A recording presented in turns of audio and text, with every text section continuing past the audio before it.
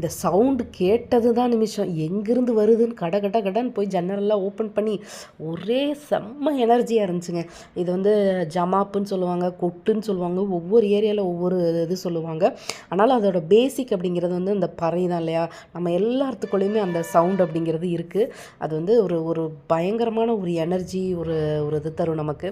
கொஞ்ச நேரம் அப்படியே போட்டு அங்கே பக்கத்துலேயே நின்று கையெல்லாம் ஆட்டி அசைச்சு ஒரு டான்ஸ் ஆடிட்டு அதை கேட்டுகிட்டே இருந்தேன். ரொம்ப எனர்ஜியாக சந்தோஷமாக இருந்துச்சு.